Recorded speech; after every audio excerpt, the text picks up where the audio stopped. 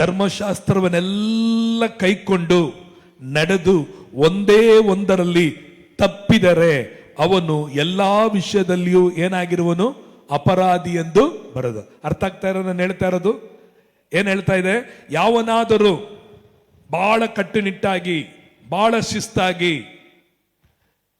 ಎಲ್ಲದರಲ್ಲಿಯೂ ಧರ್ಮಶಾಸ್ತ್ರಗಳಲ್ಲೆಲ್ಲ ಕೈಕೊಂಡು ಒಂದೇ ಒಂದರಲ್ಲಿ ತಪ್ಪಿದರೆ ಅವನು ಎಲ್ಲಾ ವಿಷಯಗಳಲ್ಲಿ ಏನಾದ?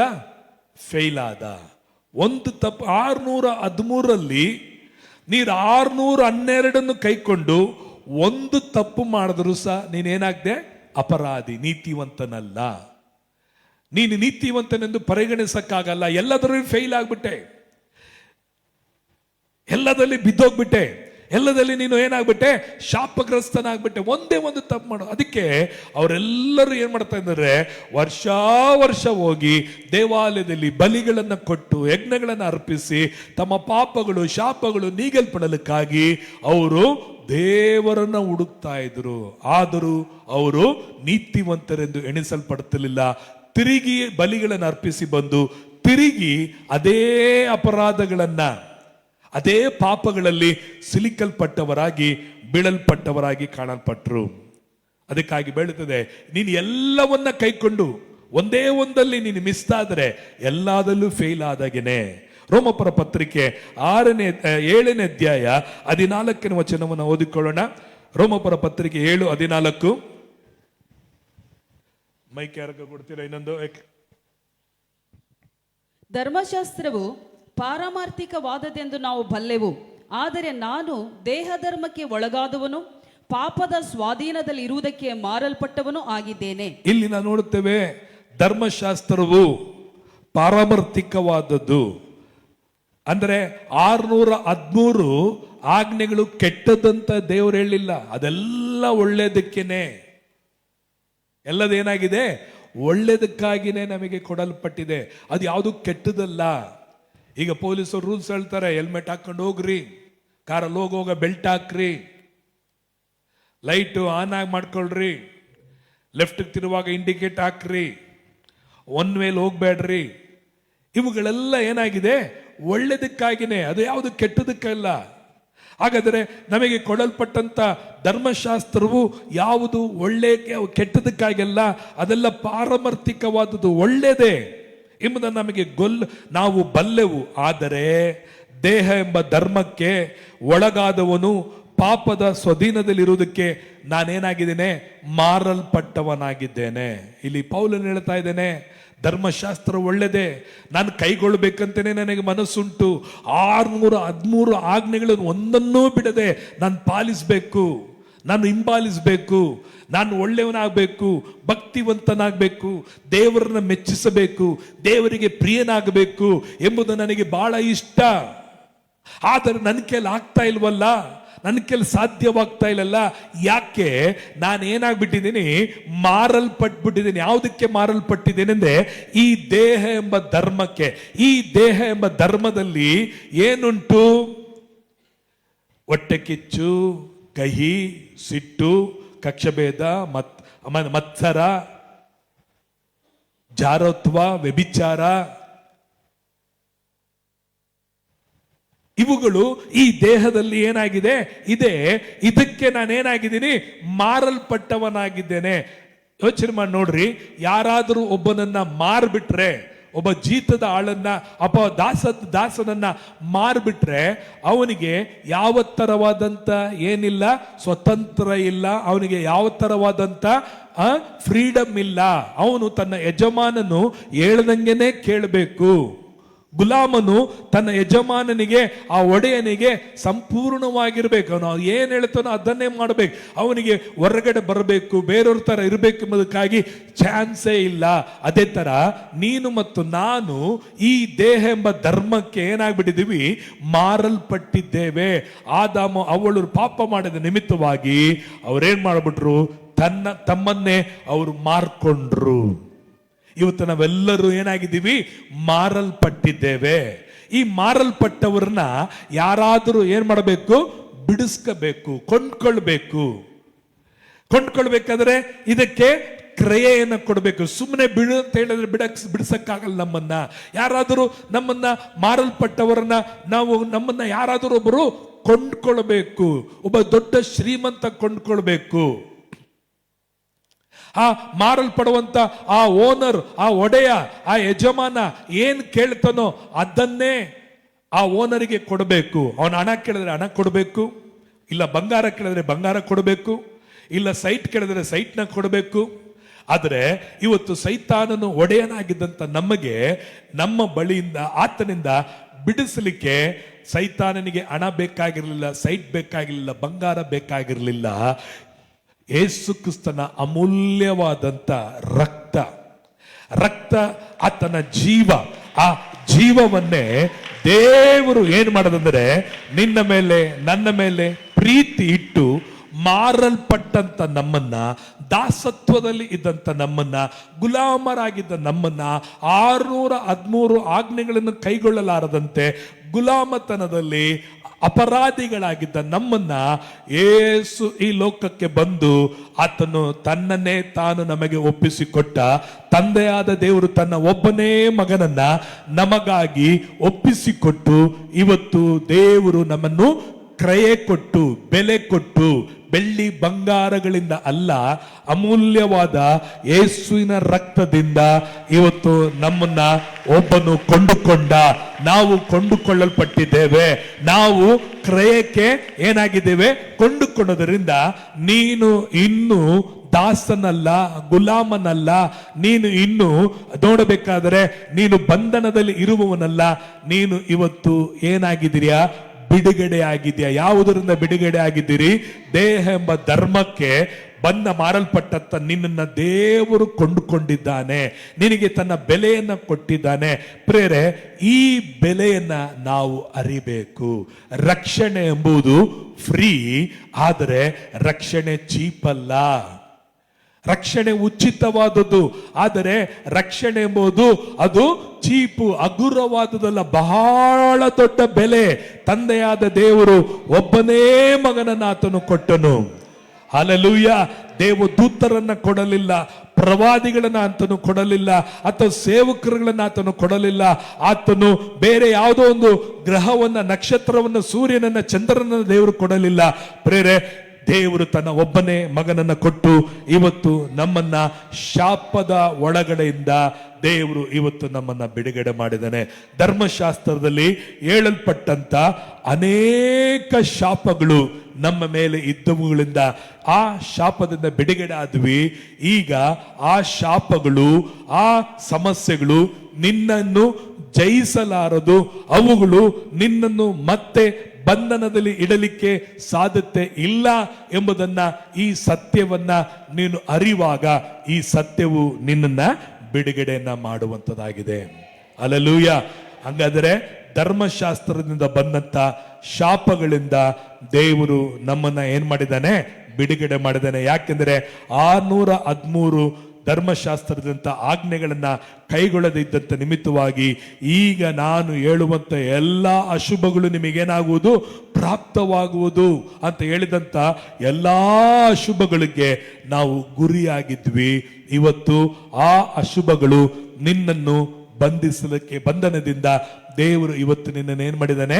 ಬಿಡುಗಡೆಯನ್ನ ಮಾಡಿದ್ದಾನೆ. ಒಂದು ವೇಳೆ ನೀವು ಯಾವುದಾದರೂ ಅಂತ ಬಂಧನದಲ್ಲಿ ಅಥವಾ ಯಾವುದಾದರೂ ಅಂತ ಬಾಧೆಗೆ ಒಳಪಡುತ್ತಾ ಇರುವುದಾದರೆ ನೀವು ಅರ್ಥ ಮಾಡ್ಕೊಳ್ಬೇಕು, ಅದು ನಿನ್ನನ್ನ ಜಯಿಸಕ್ಕಾಗಲ್ಲ, ಅದು ನಿನ್ನನ್ನ ಮೇಲ್ಗೊಳ್ಳಕ್ಕಾಗಲ್ಲ. ಅದರಿಂದ ದೇವರು ಸಂಪೂರ್ಣವಾಗಿ ನಿನ್ನನ್ನು ಏನ್ ಮಾಡಿದಾನೆ? ಆತನು ಬಿಡುಗಡೆಯನ್ನ ಮಾಡಿ ನಿನಗೆ ವಿಮೋಚನೆಯನ್ನ ಕೊಟ್ಟಿದ್ದಾನೆ. ಹಾಗಾದ್ರೆ ಮೊದಲನಾದ ಬಿಡುಗಡೆ ನಮಗೆ ಯಾವುದರಿಂದ? ಧರ್ಮಶಾಸ್ತ್ರಗಳಿಂದ ಬಂದಂತ ಶಾಪದಿಂದ ದೇವರು ನಮ್ಮನ್ನ ಬಿಡುಗಡೆ ಮಾಡಿದ್ದಾನೆ. ಆ ನೊಗವದಿಂದ ದೇವರು ತೆಗೆದಾಕಿ. ಹಾಗಾದರೆ ಇವತ್ತು ನಾನು 613 ಆಜ್ಞೆಗಳನ್ನ ಕೈಗೊಳ್ಳಬೇಕಾ, ಕೈಗೊಳ್ಳಬಾರ್ದಾ ಎಂಬುದಾಗಿ ನಾವು ನೋಡಬೇಕಾದರೆ, ಪ್ರೇರೆ, ನಮ್ಮಿಂದ 10 ಜನ್ಮ ಬಂದರೂ 613 ಆಜ್ಞೆಗಳನ್ನ ಕೈಗೊಳ್ಳಲಿಕ್ಕೆ ಸಾಧ್ಯತೆ ಇಲ್ಲವೇ ಇಲ್ಲ. ಯಾಕೆಂದ್ರೆ ದೇವರ ವಾಕ್ಯದಲ್ಲಿ ನೋಡುತ್ತೇವೆ, ಅಷ್ಟು ಅಷ್ಟು ಕಠಿಣವಾದದ್ದು, ಅಷ್ಟು ಭಾರವಾದದ್ದು. ಹಾಗಾದರೆ ಯಾಕೆ ದೇವರು ಆ ಭಾರವಾದ ನೊಗವನ್ನ ಜನರಿಗೆ ಕೊಟ್ಟರು? ದೇವರ ಹತ್ರ ಬರಬಾರ್ದು ಅಂತನಾ, ಅಥವಾ ದೇವರ ಹತ್ರ ಹೋಗ್ಬಾರ್ದು ಅಂತನಾ? ಇಲ್ಲ, ಜನರೇ ಕೇಳ್ಕೊಂಡ್ರು, ನಮಗೆ ನೀನು ಆಜ್ಞೆಗಳನ್ನು ಕೊಡು, ನೀನು ಆಜ್ಞೆಗಳನ್ನು ಕೊಡು, ನಾವು ಪಾಲಿಸ್ತೀವಿ. ದೇವರು ಆದಿಯಲ್ಲಿ ಮನುಷ್ಯನಿಗೆ ಆಜ್ಞೆಗಳನ್ನು ಕೊಡಲಿಲ್ಲ, ಆದರೆ ಜನರೇ ಕೇಳ್ಕೊಂಡ್ರು, ನಮಗೆ ಧರ್ಮಶಾಸ್ತ್ರವನ್ನು ಕೊಡು, ಆಜ್ಞೆಗಳನ್ನು ಕೊಡು, ನಾವು ಕೈಗೊಳ್ಬೇಕು ಎಂಬುದಾಗಿ. ಆಗ ದೇವರು ಹೇಳ್ತಾರೆ, ನೀವು ಕೈಗೊಳ್ಳಕ್ಕ ಇಲ್ಲ, ನಾವು ಕೈಗೊಳ್ಳುತ್ತೇವೆ.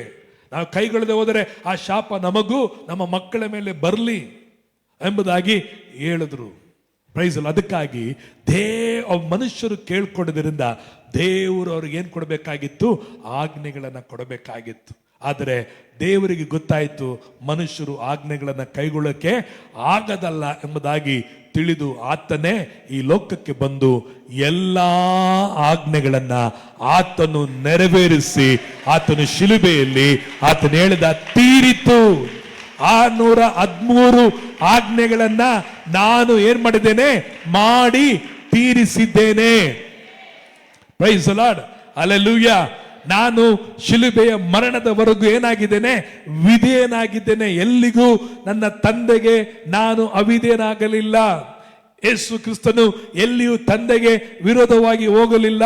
ಆತನು ತಾಯಿನ ಗರ್ಭದಿಂದಲೇ ಆತನು ಶಿಲುಬೆಯ ಮರಣದವರೆಗೂ, ಆತನು ಇಲ್ಲಿಯವರೆಗೂ ತಂದೆಯಾದ ದೇವರಿಗೆ ಎಲ್ಲಾ ಆಜ್ಞೆಗಳಲ್ಲಿ ಆತನು ವಿಧೇಯನಾದದರಿಂದ ತಂದೆಯಾದ ದೇವರು ಹೇಳ್ತಾನೆ, ಈಗೋ ನನ್ನ ಪ್ರಿಯ ಕುಮಾರನು, ಈತನನ್ನು ನಾನು ಮೆಚ್ಚಿದ್ದೇನೆ, ಈತ ನನ್ನ ಪ್ರಿಯ ಮಗನು, ಈತನನ್ನು ಮೆಚ್ಚಿದ್ದೇನೆ.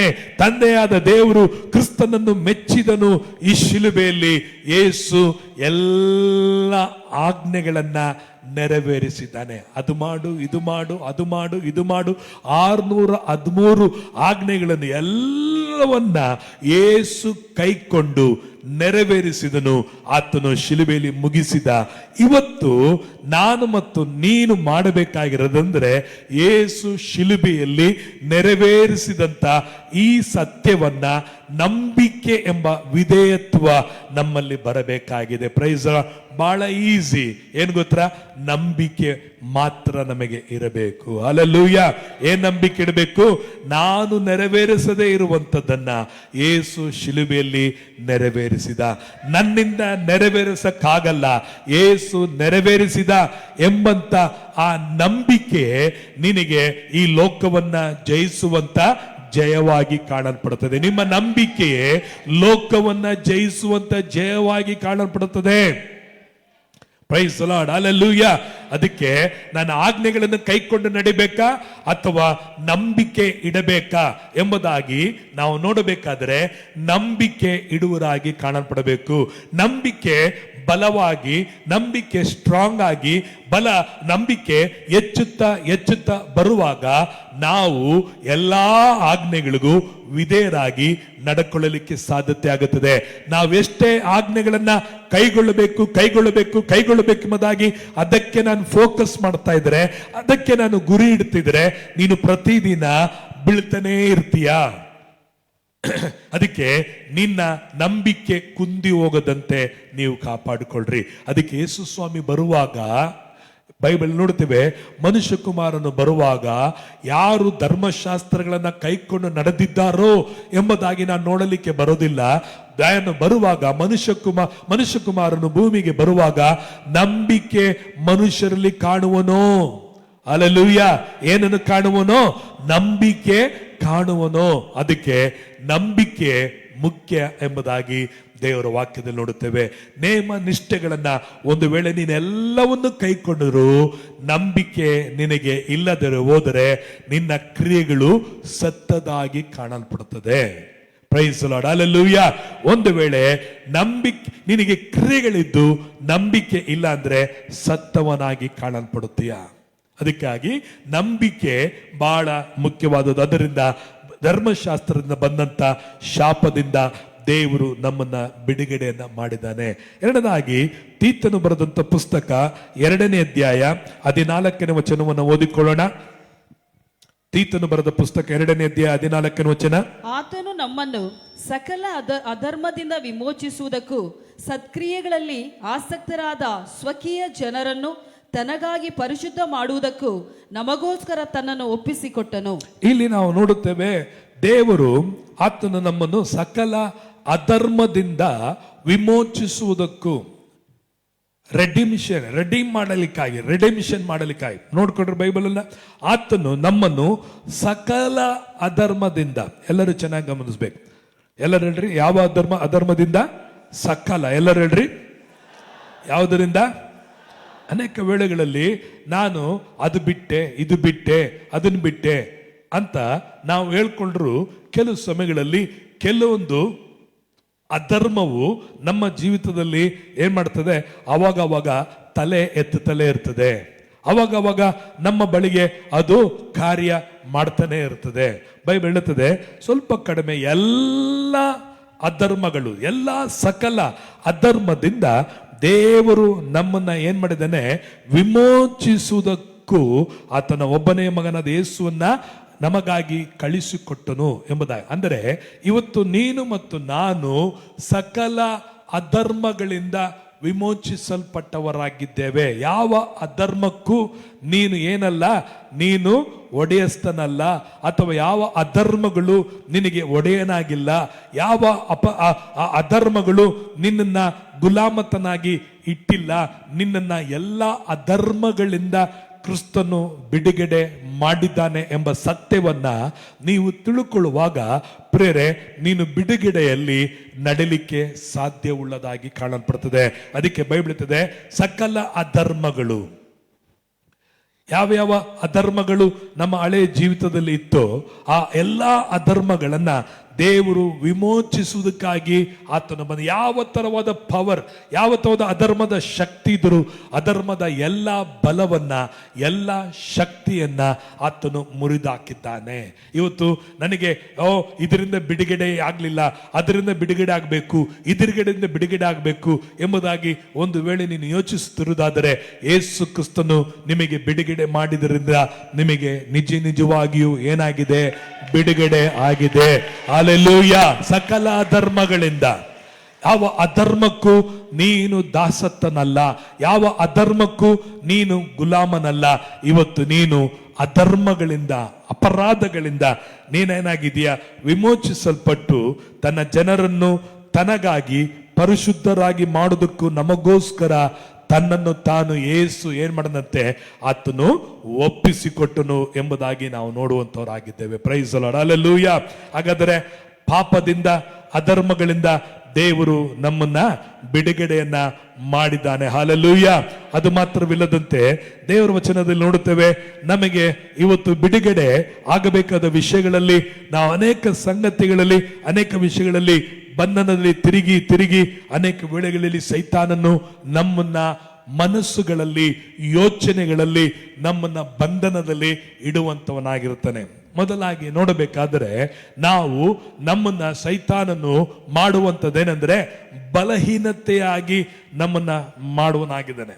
ನಿಮ್ಮನ್ನ ಶಾಪದಲ್ಲಿ ಇಡಕ್ಕಾಗಲ್ಲ, ಮತ್ತೆ ನಮ್ಮನ್ನ ಪಾಪದಲ್ಲಿ ತಿರುಗಿ ಹೋಗಿ ಬಂಧಿಸಕ್ಕಾಗಲ್ಲ. ಅದಕ್ಕೆ ಅವನೇನ್ ಮಾಡ್ತಾನೆ, ವೀಕ್ ಆಗಿ ನಮ್ಮನ್ನ ಮಾಡೋದು. ಪ್ರಾರ್ಥನೆಯಲ್ಲಿ ವೀಕು, ಮತ್ತು ಮಾನಸಿಕವಾದಂಥ ದೃಢತೆಯಲ್ಲಿ ವೀಕು, ಧೈರ್ಯದಲ್ಲಿ ವೀಕು, ಬೈಬಲ್ ಓದೋದರಲ್ಲಿ ವೀಕ್ ಮಾಡೋದು.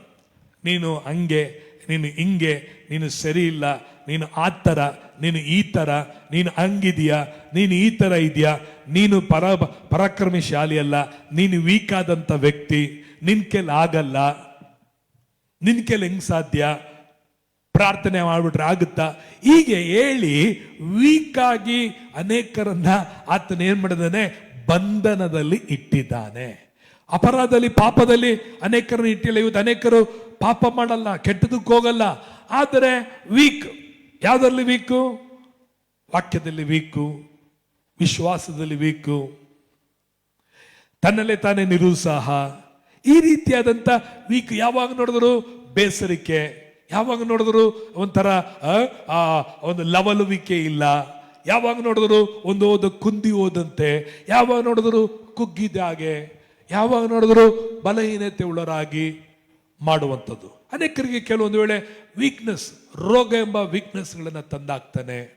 ನಿನ್ನ ಎಲ್ಲಿ ವೀಕ್ ಮಾಡಬೇಕು ಎಂಬುದಾಗಿ ಅವನೇನ್ ಮಾಡ್ತಿರ್ತಾನೆ, ಸೈತಾನನು ಗರ್ಜಿಸೋ ಸಿಂಹದೋಪಾದಿಯಲ್ಲಿ ಆತನೇನ್ ಮಾಡ್ತಾ ಇದ್ದಾನೆ, ವೀಕ್ನೆಸ್ಗಳನ್ನ ಕೊಂಡು ಬರೋನಾಗಿದ್ದಾನೆ. ಕೆಲವರು ಮೇಳದಂತೆ ಕರಗೋಗ್ಬಿಡ್ತಾರೆ, ವೀಕ್ ಆಗ್ಬಿಡ್ತಾರೆ, ವಿಶ್ವಾಸದಲ್ಲಿ ಕುಗ್ಗಿ ಹೋಗ್ಬಿಡ್ತಾರೆ. ಎಲ್ಲೋ ಸಂಗತಿಗಳನ್ನ ನೋಡಿ ವೀಕ್ ಆಗೋದು. ಪ್ರೇರೆ, ಈ ವೀಕ್ನೆಸ್ ಅನ್ನ ಸೈತಾನನು ನಿನಗೆ ಏನಾಗಿ ಉರ್ಲಾಗಿ ಅಥವಾ ಬಲೆಯಾಗಿ ಸೆರೆಯಾಗಿ ನಿನ್ನನ್ನ ಇವತ್ತು ಹಾಕಿರುವುದಾದರೆ, ಮನುಷ್ಯ ಕುಮಾರ ನಿಮ್ಮನ್ನು ಬಿಡುಗಡೆ ಮಾಡಿದರೆ ಎಲ್ಲಾ ವೀಕ್ಗಳಿಂದ ನಿನ್ನನ್ನು ಬಿಡುಗಡೆ ಮಾಡಲಿಕ್ಕೆ ಸಾಧ್ಯ.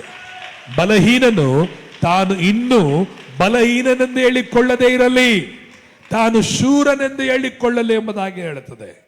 ನೀನು ಯಾರಲ್ಲ, ನೀನು ಯಾರು ಭಯಪಡುವವನಲ್ಲ, ನೀನು ವೀಕ್ ಆದವನಲ್ಲ, ಯು ಆರ್ ಅ ಸ್ಟ್ರಾಂಗ್. ಲೋಕದಲ್ಲಿ ಇರುವವನಿಗಿಂತಲೂ ನಿನ್ನಲ್ಲಿರುವ ಆತನು ಏನಾಗಿದ್ದಾನೆ, ಹೆಚ್ಚಿನವನಾಗಿದ್ದಾನೆ. ನನ್ನಲ್ಲಿರುವವನು ಹೆಚ್ಚಿನವನು.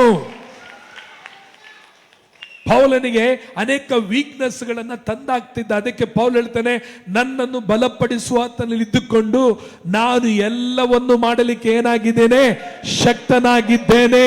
ಪ್ರಿಯ ದೇವಜನರೇ, ನಿನ್ನನ್ನು ಬಲಪಡಿಸುವ ಆತನು ನಿನ್ನಲ್ಲಿದ್ದಾನೆ.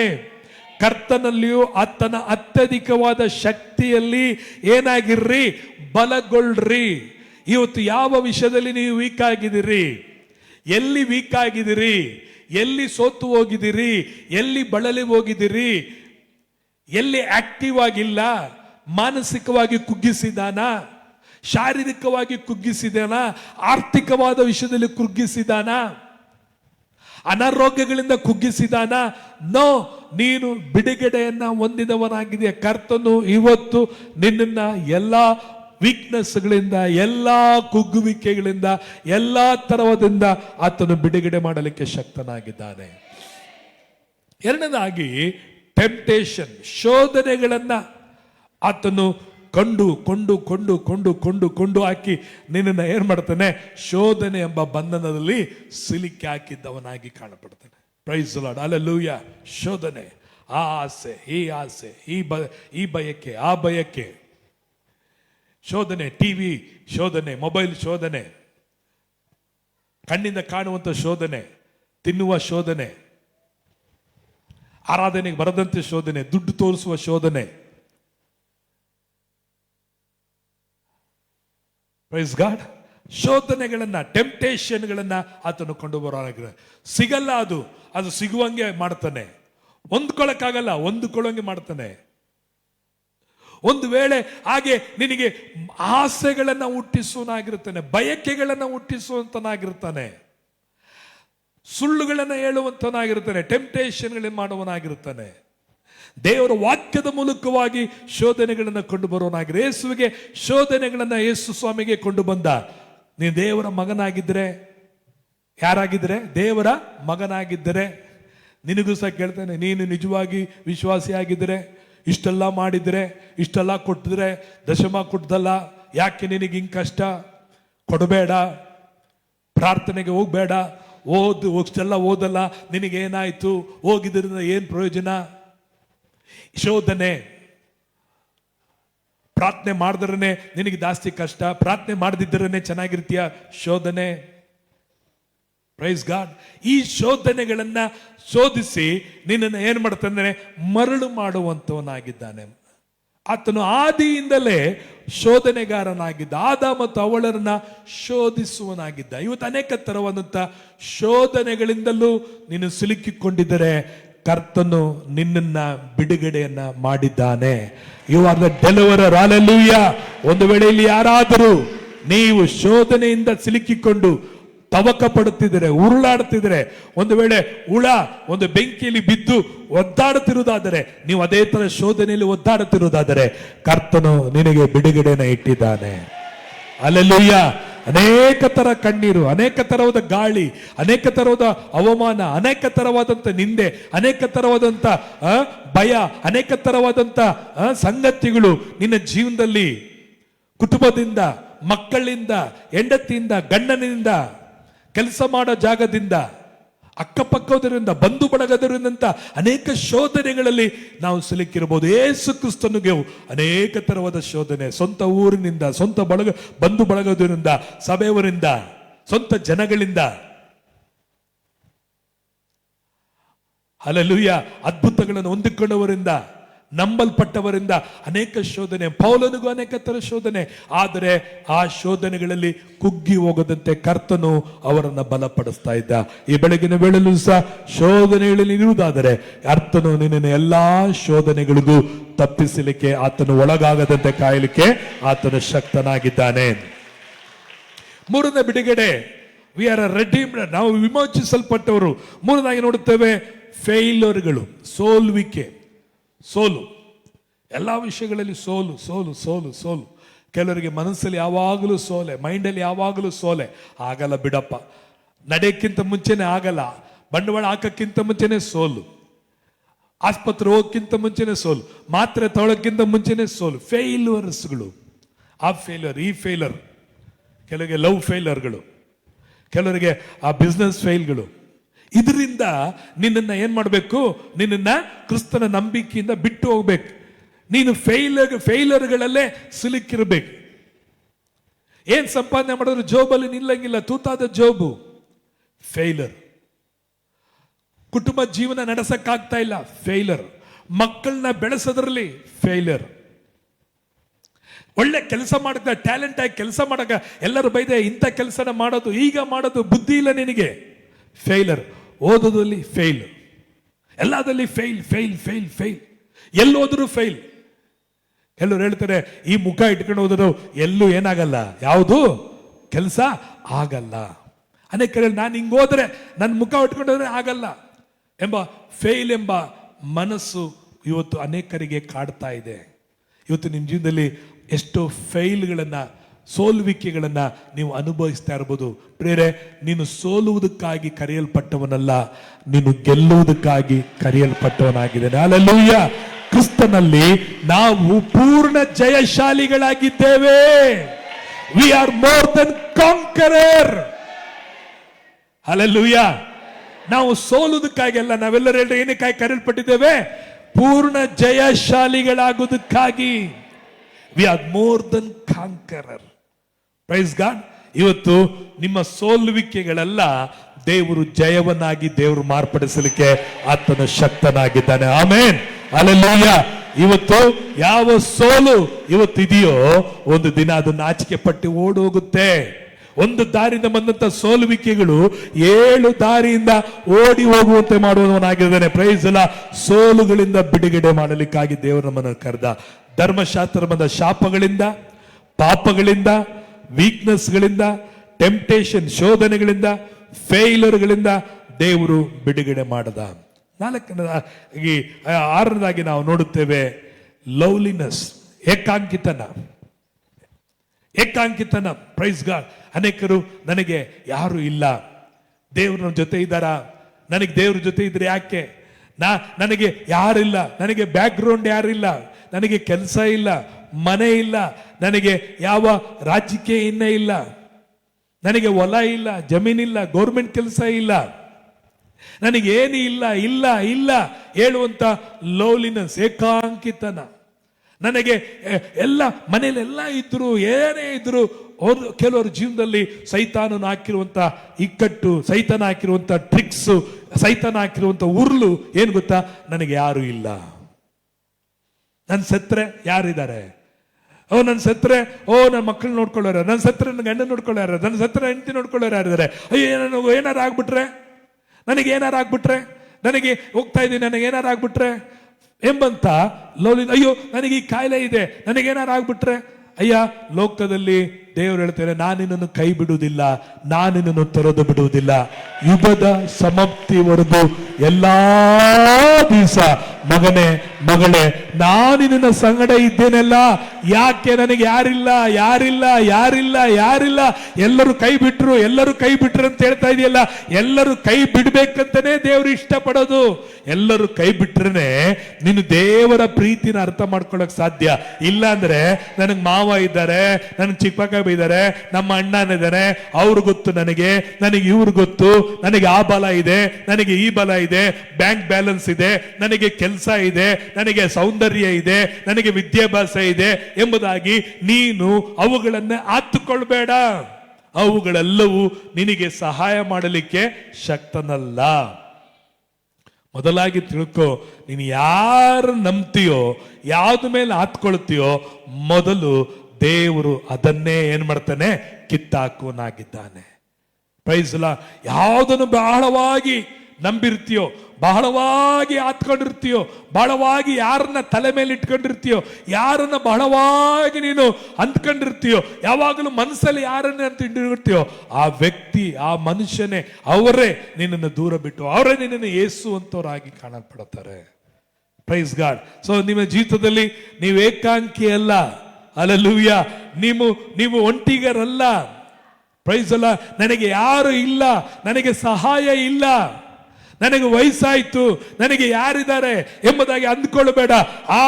ಆ ಒಂದು ಕುಗ್ಗುವಿಕೆ ನಿನ್ನನ್ನ ಏನ್ ಮಾಡುತ್ತೆ, ನಿನ್ನನ್ನ ಬಾಧಿಸ್ತಾನೆ ಇರ್ತದೆ. ಹೋಗ್ತಾ ಬರ್ತಾ ಏನೇ ಪ್ರಾರ್ಥನೆ ಮಾಡ, ಅಯ್ಯೋ ನನಗೆ ಯಾರಿಲ್ಲ ಎಂಬುದಾಗಿ. ನಾನು ಹೇಳ್ತೇನೆ, ದೇವರು ನಿನ್ನ ಸಂಗಡ ಇದ್ದಾನೆ. ಹಲ್ಲೆಲೂಯ. ದೇವರು ನಿನ್ನ ಜೊತೆ ಇದ್ದಾನೆ. ಎಲ್ಲರೂ ಕೈ ಬಿಟ್ರು, ದೇವರು ಕೈ ಬಿಡುವನಲ್ಲವೇ ಅಲ್ಲ. ಹಲ್ಲೆಲೂಯ. ಇವತ್ತು ನೀನು ಒಬ್ಬಂಟಿಗೆ ಅಂತ ತಿಳ್ಕೊಳ್ಬೇಡ, ನಿನಗೆ ಸಂಗಡ ದೇವರು ಇದ್ದಾನೆ. ಹಲ್ಲೆಲೂಯ. ಅಯ್ಯೋ ನಮ್ಮ ಅಪ್ಪನ ಸಹಾಯ ಇಲ್ಲ, ಅಯ್ಯೋ ನಮ್ಮ ಅಪ್ಪ ನನಗೇನು ಮಾಡಿಟ್ಟಿಲ್ಲ, ಅಯ್ಯೋ ನನ್ನ ಗಂಡ ನನಗೇನು ಮಾಡಿಟ್ಟು ಹೋಗ್ಲಿಲ್ಲ, ಅಯ್ಯೋ ನನಗೆ ಏನಿಲ್ಲ ಅಂತ ತಿಳ್ಕೊಳ್ಬೇಡ. ವಿಧವೆ ಸ್ತ್ರೀ ತನ್ನ ಗಂಡನು ಸಾಲ ಮಾಡಿ ತನ್ನ ಇಬ್ಬರನ್ನ, ತನ್ನ ಮಕ್ಕಳನ್ನ ದಾಸತ್ವಕ್ಕೆ ಹೋಗಬೇಕಾದರೆ ದೇವರಲ್ಲಿ ಅದ್ಭುತವನ್ನು ಮಾಡಿದ. ಇವತ್ತು ನಿಮ್ಮ ಅಪ್ಪ ಅಮ್ಮ ನಿನಗೇನು ಮಾಡದಿರ್ಬೋದು, ನಿನ್ನ ಗಂಡ ನಿನಗೇನು ಮಾಡಿಟ್ಟರೆ ಹೋಗ್ಬೋದು, ಆದರೆ ದೇವರು ನಿನಗಿದ್ದಾನೆ. ಆತನು ನಿನ್ನನ್ನು ಕೈ ಬಿಡುವನಲ್ಲವೇ ಅಲ್ಲ ಪ್ರಿಯರೇ. ಹಲ್ಲೆಲೂಯ. ಆತನು ನಿನ್ನನ್ನು ಆಕಾಶದಲ್ಲಿ ಹಾರಾಡುವ ಪಕ್ಷಿಗಳನ್ನು ಪೋಷಿಸುತ್ತಾನೆಂದರೆ ನಿನ್ನನ್ನು ಪೋಷಿಸುವ ಅಡವಿಯಲ್ಲಿರುವಂತಹ ಹೂಗಳಿಗೆ ಬಣ್ಣ ಕೊಟ್ಟು ತೊಡಿಸಿ ಕಾಪಾಡುವುದಾದರೆ ನಿನಗೂ ತೊಡಿಸಿ ಕಾಯುವನಾಗಿದ್ದಾನೆ. ಆಮೇನಾ? ಗಟ್ಟಿಗೊಂದು ಆಮೇನ್ ಅಂತ ಹೇಳೋಣ. ಯಾರಾದರೂ ನನಗೆ ಯಾರು ಇಲ್ಲ, ಅಯ್ಯೋ ನನ್ನ ಜೀವಿತ ಹಿಂಗಾಗ್ಬಿಡುತ್ತು ಎಂಬುದಾಗಿ ಏಕಾಂಕಿತನದಲ್ಲಿ ನೀವು ಇರುವುದಾದರೆ ಕರ್ತನು ನಿನ್ನನ್ನು ಅವುಗಳಿಂದ ಬಿಡುಗಡೆನ ಮಾಡಿದ್ದಾನೆ. ಹಲ್ಲೆಲೂಯ. ಇವತ್ತು ನಿನಗೆ ಬಿಡುಗಡೆ ಉಂಟಾಗಿದೆ. Price lord. ಹಲ್ಲೆಲೂಯ. ಸೊ ನಂತರ ನಾವು ನೋಡುತ್ತೇವೆ ಡಿಪ್ರೆಷನ್, ಒತ್ತಡ. ಅನೇಕ ತರವಾದಂತಹ ಈ ಲೋಕವೇ ಒಂದು ಒತ್ತಡದಲ್ಲಿದೆ. ಏನಾಗಿದೆ? ಎಲ್ಲಿ ತಿರುಗಿದ್ರು ಒತ್ತಡ, ಎಲ್ಲಿ ನೋಡಿದ್ರು ಒತ್ತಡ, ಯಾವ ತರದಲ್ಲಿ ನೋಡಿದ್ರು. ಮನೆಗೆ ಬಂದರೆ ಒಂಥರ ಒತ್ತಡ, ಕೆಲ್ಸಕ್ಕೆ ಹೋದ್ರೆ ಒತ್ತಡ, ಸ್ಕೂಲ್ಗೆ ಹೋದ್ರೆ ಒಂಥರ ಒತ್ತಡ. Praise Lord. ಎಲ್ಲಿ ಹೋದ್ರು ಒತ್ತಡ. ಯಾವುದೋ ಒಂದು ಮದುವೆಗೆ ಹೋದ್ರು ಅಲ್ಲಿ ಒತ್ತಡ, ಯಾವುದೋ ಒಂದು ಒಳ್ಳೆ ಫಂಕ್ಷನ್ ಹೋದ್ರು ಅಲ್ಲಿ ಒತ್ತಡ. ಇವತ್ತು ಒತ್ತಡ ಇಲ್ಲದ ಯಾವುದು ಇಲ್ಲ. ಹೆಚ್ಚು ಸಂಬಳನ ಹೆಚ್ಚು ಒತ್ತಡ, ಒಳ್ಳೆ ಕೆಲಸನ ಅಷ್ಟು ಹೆಚ್ಚು ಒತ್ತಡ ಇದೆ. ಸೊ ಈ ಲೋಕದಲ್ಲಿ ಒತ್ತಡಗಳ ಮಧ್ಯದಲ್ಲಿ ಮನುಷ್ಯ ಇವತ್ತೇನಾಗ್ತಾ ಇದ್ದಾನೆ? ವಾತಾವರಣಗಳ ಒತ್ತಡ, ಕ್ಲೈಮೇಟ್ ಇಂದ ಒತ್ತಡ ಮನುಷ್ಯನಿಗೆ, ತಿನ್ನ ಆಹಾರದಿಂದ ಒತ್ತಡ. ಅದು ತಿನ್ಬೇಕಾ, ಇದು ತಿನ್ಬೇಕಾ, ಅದು ತಿನ್ಬಾರ್ದ, ಇದು ತಿನ್ಬಾರ, ಅದು ತಿಂದರೆ ಇದು, ಅದು ತಿಂದರೆ ಇದು, ಇದು ತಿಂದರೆ ಅದು ಎಂಬ ತಿನ್ನ ಊಟದಿಂದ ಒತ್ತಡ. Praise Lord. ಅದು ಜಾಸ್ತಿ ತಿಂದರೆ ಇದು ಜಾಸ್ತಿ, ಇದು ಕಡಿಮೆ ತಿಂದರೆ ಅದಾಗತ್ತೆ, ಇದು ತಿಂದರೆ ಇದಾಗತ್ತೆ. ತೆಗೆದುಕೊಳ್ಳುವ ಮಾತ್ರೆಗಳು ಇವತ್ತೇನಾಗ್ತಾ ಇದೆ ಮನುಷ್ಯನಿಗೆ ಒತ್ತಡ, ಸೈಡ್ ಎಫೆಕ್ಟ್ ಆಗ್ತಾ ಇದೆ. ಒಂದು ಮಾತ್ರೆ ಚೆನ್ನಾಗಿದೆ ಅಂತ ತಗೊಂಡ್ರೆ ಆ ಮಾತ್ರೆಯಿಂದ ಬೇರೆ ತರ ಒತ್ತಡ. ಹಲ್ಲೆಲೂಯ. ಮನೆಯಲ್ಲಿದ್ರೆ ಒಂಥರ ಒತ್ತಡ, ಹೆಂಡತಿ ಗಂಡನಿಂದ ಒತ್ತಡ, ಮಕ್ಕಳಿಂದ ಒತ್ತಡ, ಅಪ್ಪ ಅಮ್ಮನಿಂದ ಒತ್ತಡ. ಡಿಪ್ರೆಷನ್ಸ್. ಇವತ್ತು ಒತ್ತಡದಲ್ಲಿ ಇವತ್ತು ಅನೇಕರು ಆರಾಧನೆಗೆ ಬಂದರು, ಅನೇಕರು ಆ ಒತ್ತಡದಲ್ಲೇ ಆರಾಧನೆ, ಆ ಒತ್ತಡದ ನಿಮಿತ್ತವಾಗಿ ಆರಾಧನೆ ಮಾಡಕ್ತಾ, ಅಯ್ಯೋ ಹಿಂಗ ಆಗ್ಬಿಡುತ್ತಲ್ಲ, ಅಯ್ಯೋ ಹಂಗ್ ನಡೀತಾ ಇದೆಯಲ್ಲ, ಅಯ್ಯೋ ಹಿಂಗ್ ನಡೀತಾ ಇದೆಯಲ್ಲ, ಅಯ್ಯೋ ಹಿಂಗ ಆಗ್ಬಿಡ್ತಲ್ಲ, ಅಯ್ಯೋ ಹಿಂಗ ಆಗ್ಬಿಡ್ತಲ್ಲ ಅಂತೇಳಿ ಅನೇಕ ತರವಾದ ಭಾರ, ಈ ಭಾರ, ಡಿಪ್ರೆಷನ್ ಹೊತ್ತುಕೊಂಡು ಇವತ್ತು ನಾವೇನ್ ಮಾಡ್ತಾ ಇದೀವಿ, ಆರಾಧನೆ ಬರ್ತೀವಿ, ಆರಾಧನೆ ಮಾಡ್ಕೊಂಡು ಹೋಗ್ತೀವಿ, ಬೈಬಲಲ್ಲಿ ಒಂದು ಸ್ತ್ರೀ 18 ವರ್ಷದಿಂದ ನಡುಬೊಗ್ಗಿದವಳಾಗಿ ಆರಾಧನೆಗೆ ಬರ್ತಾ ಇದ್ರು. ಒಂದು ಯೇಸು ಸ್ವಾಮಿ ಆ ದಿನದಲ್ಲಿ ಆಲಯಕ್ಕೆ ಹೋಗಿದ್ದ. ಅವಳನ್ನ ನೋಡಿದಳು ಸೈತಾನನು ಇವಳನ್ನು 18 ವರ್ಷದಿಂದ ಏನ್ ಮಾಡಿದಾಳೆ, ನಡುಬೊಗ್ಗಿದಂತೆ ಮಾಡಿದಾಳೆ ಅಂತೇಳಿ ಅವಳ ಮೇಲೆ ಕೈ ಇಟ್ಟು ಅವಳನ್ನ ಬಿಡುಗಡೆ ಮಾಡಿದ. ಹಲ್ಲೆಲೂಯ. ನನ್ನನ್ನು ಕೇಳುವ ದೇವಜನರೇ, ನಿನ್ನ ಸಣ್ಣ ವಯಸ್ಸಿನಿಂದಲೇ, ಬುದ್ಧಿ ತಿಳಿದ ದಿನದಿಂದಲೇ ಅನೇಕ ಒತ್ತಡಗಳು ನಿನ್ನ ಜೀವನದಲ್ಲಿ ಇರಬಹುದು. ಆದರೆ ಎಲ್ಲಾ ಒತ್ತಡಗಳು ಯೇಸು ನಿನ್ನನ್ನು ಬಿಡುಗಡೆಯನ್ನ ಶಿಲುಬೆಯಲ್ಲಿ ಮಾಡಿದ್ದಾನೆ. ಒಂದು ವೇಳೆ ಅನೇಕ ತರ ಒತ್ತಡಗಳಿರುವುದಾದರೂ ಶಿಲುಬೆಯಲ್ಲಿ ಉಂಟಾದ ಬಿಡುಗಡೆಯನ್ನ ಇವತ್ತು ಸ್ತೋತ್ರ ಮಾಡಿ ಕರಗಳನ್ನ ತಟ್ಟಿ ಒತ್ತಡವನ್ನ ಬಿಡುಗಡೆ ಮಾಡು. ಅದೆಷ್ಟೇ ವರ್ಷವಾಗಿರಲಿ, ಅದೆಷ್ಟೇ ಮಗುವಾಗಿರಲಿ, ಅದೆಷ್ಟೇ ಭಾರವಾಗಿರಲಿ, ಅದೆಷ್ಟೇ ಕಷ್ಟವೇ ಆಗಿರಲಿ, ಯೇಸು ಕ್ರಿಸ್ತನಿಂದ ಬಿಡುಗಡೆ ಆಗದಿರುವುದು ಯಾವುದು ಇಲ್ಲವೇ ಇಲ್ಲ. Hallelujah. My God is able. ನನ್ನ ದೇವರಿಂದ ಸಾಧ್ಯ. Yes yes hallelujah. ನಿನ್ನ ಭಾರ ಯಾರು ಅರಿತುಕೊಳ್ಳದೇನೆ ಇರಬಹುದು. ನಿನ್ನ ಭಾರವನ್ನ ಯಾರ ಮೇಲೂ ಇಡಕ್ಕೆ ಇರಬಹುದು. ಬೈಬಲ್ ಹೇಳುತ್ತದೆ, ನಿಮ್ಮ ಎಲ್ಲ ಚಿಂತ ಭಾರಗಳನ್ನ ಯೆಹೋವನ ಮೇಲೆ ಏನಾಗಿರ್ರಿ, ಹಾಕಿ ನಿಶ್ಚಿಂತರಾಗಿರ್ರಿ. Praise God. ಹಾಗಾದ್ರೆ ಪ್ರಿಯರೇ, ಈ ಚಿಂತಾ ಭಾರಗಳನ್ನ ಇಷ್ಟ ಪಡದಿದ್ರೂ ಬರ್ತಾನೆ ಇರ್ತದೆ.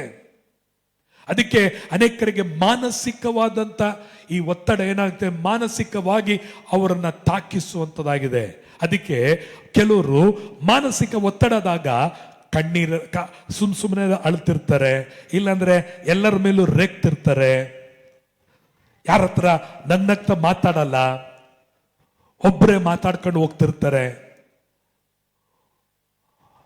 ಯಾರೊಂದಿಗೆ ಬೆರೆಯಲ್ಲ, ಯಾರು ನೋಡಕ್ಕೆ ಇಷ್ಟಪಡಲ್ಲ, ಪ್ರಾರ್ಥನೆಗೆ ಇಷ್ಟಪಡಲ್ಲ, ನೋಡ್ಬೇಕಾದ್ರೆ ಊಟದಲ್ಲಿ ಇಷ್ಟ ಇರಲ್ಲ, ತಿನ್ನದು ಜೀರ್ಣ ಆಗಲ್ಲ. ಯಾಕೆ? ಒತ್ತಡಗಳು, ಪ್ರೆಷರ್. ಪ್ರೇರೆ, ಇವತ್ತು ನಿನ್ನ ಮೇಲೆ ಅನೇಕ ಪ್ರೆಷರ್ ಮೇಲೆ ಪ್ರೆಷರ್. ಐಗುಪ್ತದಲ್ಲಿ ಇಸ್ರೇಲರ ಮೇಲೆ ಫರೋಹನನು ಪ್ರೆಷರ್ ಮೇಲೆ ಪ್ರೆಷರ್. ಅವ್ರು ಮಾಡಿದ ಕೆಲಸಕ್ಕೆ ಕೂಲಿ ಕೊಡ್ತಾ ಇರಲಿಲ್ಲ, ಕೆಲಸವನ್ನು ಜಾಸ್ತಿ ಮಾಡಕ್ಕೆ ಹೇಳ್ತಿದ್ದ. ಯಾಕೆ? ಅವರಿಗೆ ಬಿಡುಗಡೆ ಆಗುತ್ತೆ, ಇವ್ರು ಹೋಗ್ಬಿಡ್ತಾರೆ, ಇವ್ರು ಹೋಗ್ಬಿಡುದು ಅಂತೇಳಿ ಅವ್ರಿಗೆ ಏನ್ ಮಾಡ್ತಾ ಇದ್ದ, ಪ್ರೆಷರ್ ಮೇಲೆ ಪ್ರೆಷರ್ ಕೊಡ್ತದೆ. ಇವತ್ತು ಸೈತಾನನು ನಿನಗೆ ಪ್ರೆಷರ್ ಮೇಲೆ ಪ್ರೆಷರ್ ಇದೆ ಅಂದ್ರೆ ಅವನು ಗೊತ್ತು ನಿಮಗೆ ಬಿಡುಗಡೆ ಇದೆ, ನಿಮಗೆ ಸ್ವತಂತ್ರ ಇದೆ, ನಿಮಗೆ ದೇವರು ಮಾತ್ರವೇ ಬಿಡುಗಡೆ ಕೊಡಕ್ ಸಾಧ್ಯ, ಈ ಲೋಕದಲ್ಲಿ ಯಾರು ನನ್ನಿಂದ ಬಿಡಿಸಕ್ ಸಾಧ್ಯ ಎಂಬುದಾಗಿ ಅವನು ಗೊತ್ತು. ಅದಕ್ಕೆ ಹೆಚ್ಚು ಪ್ರೆಷರ್ಗಳನ್ನ ಕೊಟ್ಟು ಕೊಟ್ಟು ಕೊಟ್ಟು ನೀನು ದೇವರನ್ನ ನೋಡಲಾರದಂತೆ ನಡುಬೊಗ್ಗಿದವನಾಗಿ ಭೂ ಸಂಬಂಧವಾದ ಕಾರ್ಯಗಳನ್ನೇ ನೋಡ್ತಿರ್ತೀಯ. ನಿನಗೆ ಒಬ್ಬ ಬಿಡುಗಡೆ ನಾಯಕನೊಬ್ಬನಿದ್ದಾನೆ. ಹಲ್ಲೆಲೂಯಾ. ಆತನ ಬಿಡುಗಡೆಯನ್ನ ನಿನಗೆ ಆತನು ನೀಡಿದವನಾಗಿದ್ದಾನೆ. ಪ್ರೇರೆ, ಪ್ರೈಸ್ ಅಲ್ಲ. ನಂತರ ನಾವು ನೋಡುತ್ತೇವೆ ಹರ್ಟ್. ಹರ್ಟ್ ಹರ್ಟ್ ಅಂದ್ರೆ ಗಾಯ, ವೇದನೆ. ಹರ್ಟ್ ನೋವು. ಯಾವ ನೋವು? ಮನಸ್ಸಿನಲ್ಲಿ ಇರುವಂತ ನೋವು. ಅನೇಕರಿಗೆ ಯೇಸುವನ್ನು ನಂಬಿರ್ತಾರೆ, ಅನ್ಯ ಭಾಷೆ ಮಾತಾಡ್ತಾ ಇರ್ತಾರೆ, ಚರ್ಚಿಗೆ ಬರ್ತಾರೆ, ಸೇವೆ ಮಾಡ್ಬೋದು, ಕಾಣಿಕೆ ಕೊಡ್ಬೋದು, ವಾರ ವಾರ ಒಳ್ಳೆ ವಿಶ್ವಾಸಿ. ಆದರೆ ಗಾಯ, ನೋವು, ಅಯ್ಯೋ ಹಿಂಗ ಅಂದ್ಬಿಟ್ರಲ್ಲ, ಈ ತರ ಆಗ್ಬಿಡ್ತಲ್ಲ, ನನಗೆ ಈ ತರ ಅವಮಾನ ಆಗ್ಬಿಡ್ತಲ್ಲ, ನನಗೆ ಈ ತರ ಆಯ್ತಲ್ಲ, ನನಗೆ ತಿವಿದಂತಾಯ್ತಲ್ಲ, ನನ್ನ ತಿವಿದು ಬಿಟ್ರಲ್ಲ, ಎಲ್ಲರ ಮುಂದೆ ನನಗೆ ತಲೆ ಬಗ್ಗಂಗ ಆಯ್ತಲ್ಲ, ಸಣ್ಣವರು ಬಂದು ನನ್ನನ್ನು ಈ ತರ ಮಾಡಿಬಿಟ್ರಲ್ಲ, ಕೇವಲವಾದವರು ನನಗೆ ಹಿಂಗ ಅಂದ್ಬಿಟ್ರಲ್ಲ, ನನಗೆ ನಾಚಿಕೆ ಆಯ್ತಲ್ಲ, ಛೇ ನಾನು ಇರಬೇಕಾ ಇರಬಾರ್ದ ಎಂಬ ಹರ್ಟ್. ಇದು ಪ್ರಿಯರೇ ಈಟಿ ತೆಗೆದು ಹೃದಯದಲ್ಲಿ ತಿವಿದಂತೆ ಆ ಗಾಯ ಅನೇಕ ವೇಳೆಯಲ್ಲಿರುತ್ತದೆ. ಎಷ್ಟೇ ಪ್ರಾರ್ಥನೆ ಮಾಡಬಹುದು, ಎಷ್ಟೇ ಬೈಬಲ್ ಓದಬಹುದು, ಎಷ್ಟೇ ಆರಾಧನೆ ಮಾಡಬಹುದು, ಆದರೆ ಒಳಗಡೆ ಗಾಯ ಇಟ್ಟುಕೊಂಡು ಅನೇಕ ವಿಶ್ವಾಸಿಗಳು ಈ ಬಂಧನದಲ್ಲಿ ಸಿಲುಕಿದವರಾಗಿರುತ್ತಾರೆ. ದೇವ್ರ ಮೇಲೆ ನಂಬಿಕೆ ಇದೆ, ದೇವರು ಒಳ್ಳೆಯವರು ಅಂತ ಗೊತ್ತು, ಆದರೆ ಹೃದಯದಲ್ಲಿ ಗಾಯ. ಅಯ್ಯೋ ನನ್ನ ಮಕ್ಕಳು ಈ ತರ ಮಾಡಿಬಿಟ್ರು, ಅಯ್ಯೋ ನಾನು ನಂಬಿದವರು ಈ ತರ ಮಾಡಿಬಿಟ್ರು, ನನಗೆ ಹಿಂಗ ಅಂದ್ಬಿಟ್ರು, ನನಗೆ ಹಂಗಾಯಿತು, ನನಗೆ ಹಿಂಗ ಅಂದ್ಬಿಟ್ರು, ನನ್ನ ಹೆಂಡತಿ ಹಿಂಗ ಅಂದ್ಬಿಟ್ಲು, ನನ್ನ ಗಂಡ ಹಿಂಗ ಅಂದ್ಬಿಟ್ಟ, ನನ್ನ ಮಗಳು ಈ ತರ ಅಂದ್ಬಿಟ್ಲು, ಅಂತ ವೇದನೆ ಹರ್ಟ್ ಅಲ್ಲಿ ಜೀವಿಸುವಂತ ಜೀವಿತ ಅನೇಕರಿಗೆ ಆ ಬಂಧನ ಇವತ್ತು ಕಾಡ್ತಾ ಇದೆ.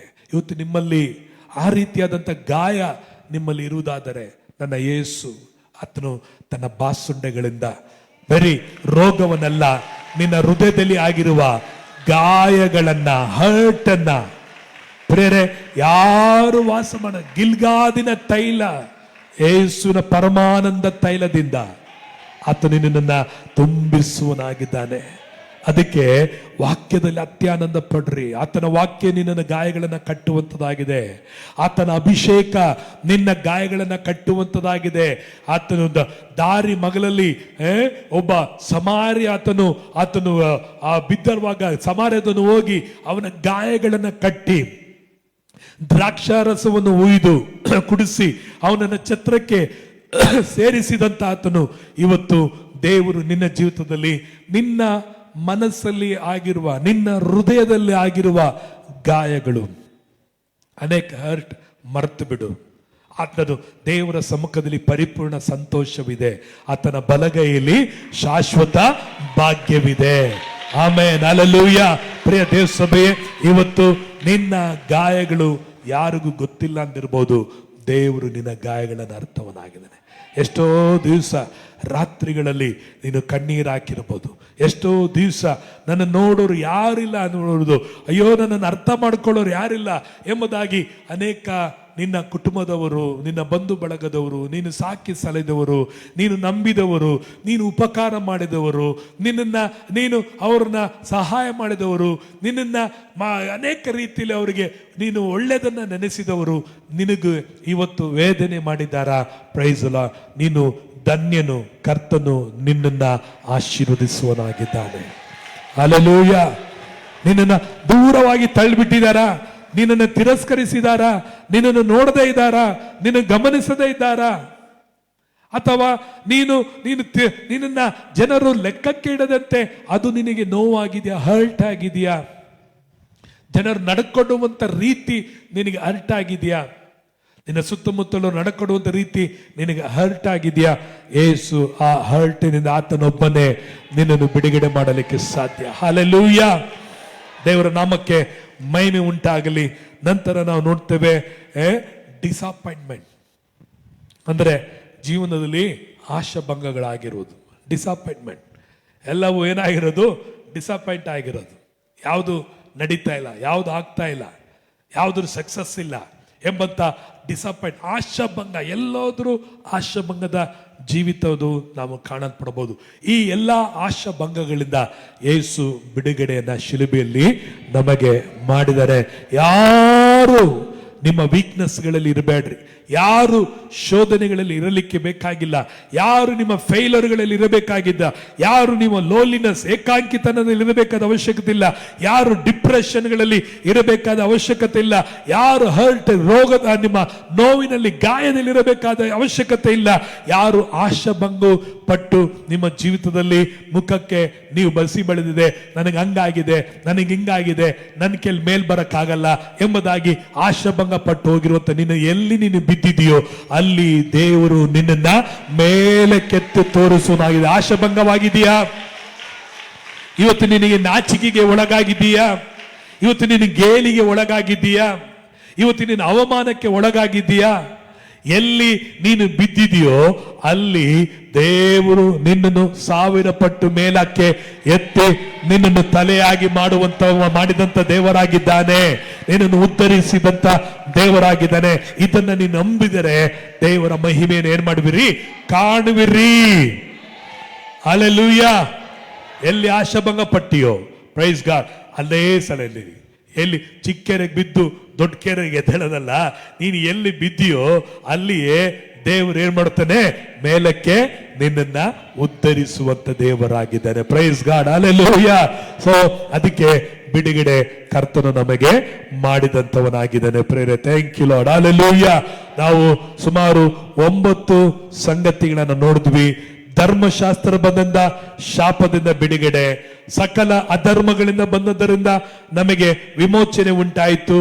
ಬಲಹೀನತೆಗಳಿಂದ ಬಿಡುಗಡೆ, ಶೋಧನೆಗಳಿಂದ ಬಿಡುಗಡೆ, ಸೋಲ್ವಿಕೆಗಳಿಂದ ಬಿಡುಗಡೆ, ಏಕಾಂಗಿತನದಿಂದ ಬಿಡುಗಡೆ, ಮತ್ತೆ ಒತ್ತಡಗಳಿಂದ ಬಿಡುಗಡೆ, ಎಲ್ಲಾ ಮಾನಸಿಕವಾದ ಗಾಯ, ಹೃದಯದಲ್ಲಿ ಉಂಟಾದ ಗಾಯದ ಹರ್ಟಿಂದ ಬಿಡುಗಡೆ, ಆಶಾಭಂಗದಿಂದ ದೇವರು ನಮಗೆ ಬಿಡುಗಡೆಯನ್ನ ಮಾಡಿದ್ದಾನೆ. ಇವರ ಡೆಲಿವರರ್. ನೀನು ಒಳಗಡೆ ಇರಬೇಕಾಗಿಲ್ಲ, ಹೊರಗಡೆ ಬಾ. ಹಲ್ಲೆಲೂಯಾ.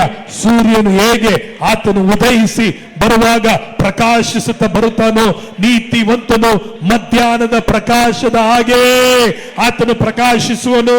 ನೀತಿವಂತನ ತಲೆ ಆಶೀರ್ವಾದದ ನೆಲೆಯಾಗಿ ಕಾಣಲ್ಪಡುವುದರಿಂದ ಇವತ್ತು ಎಲ್ಲವದ ಪ್ರಿಯರ ಸಮಸ್ಯೆಗಳಿಂದ ಕರ್ತನು ನಿನ್ನನ್ನು ರಿಡೀಮ್, ನೀನು ವಿಮೋಚಿಸಲ್ಪಟ್ಟವನು, ಬಿಡುಗಡೆಯಾದವನು.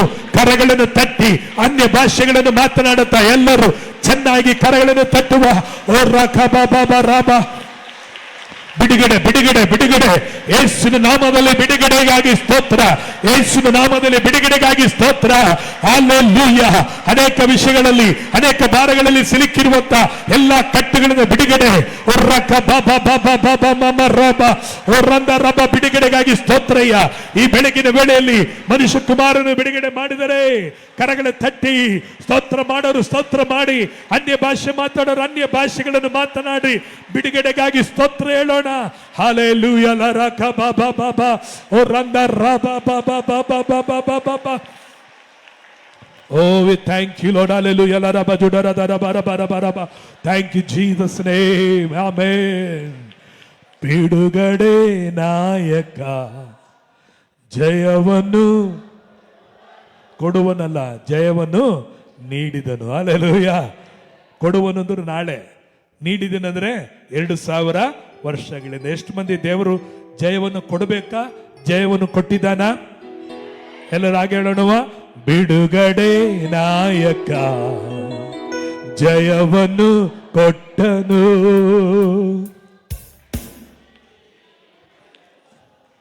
ಎಂತ ಓ ಬಿಡುಗಡೆ, ಜಯವನ್ನು ನನ್ನಲ್ಲಿ ಇರುವನು. ಎಂತ ಆನಂದ.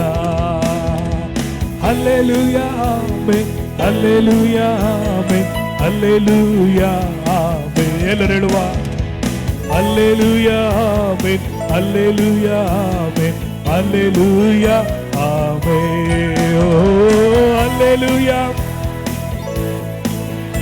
ಓ hallelujah, amen amen, hallelujah, hallelujah amen. Praise God. ಬಿಡುಗಡೆ ನಾಯಕ ನನ್ನಲ್ಲಿ ಇದ್ದಾನೆ. ಜಯವನ್ನು ಏನ್ ಮಾಡಿದ್ದಾನೆ? ಶಿಲುಬೆಯಲ್ಲಿ ನನಗೆ ಕೊಟ್ಟಿದ್ದಾನೆ. ಅದಕ್ಕಾಗಿ ನೀವು ಇಲ್ಲಿಂದ ಭಾವ ಎಲ್ಲ ಬಂಧನಗಳಿಂದ ಬಿಚ್ಚಲ್ಪಟ್ಟವರಾಗಿದ್ದೀರಿ, ಕಳಚಲ್ಪಟ್ಟವರಾಗಿದ್ದೀರಿ. ಯಾವ ಬಂಧನಗಳಿಗೂ ನಿಮಗೂ ಸಂಬಂಧ ಇಲ್ಲವೇ ಇಲ್ಲ.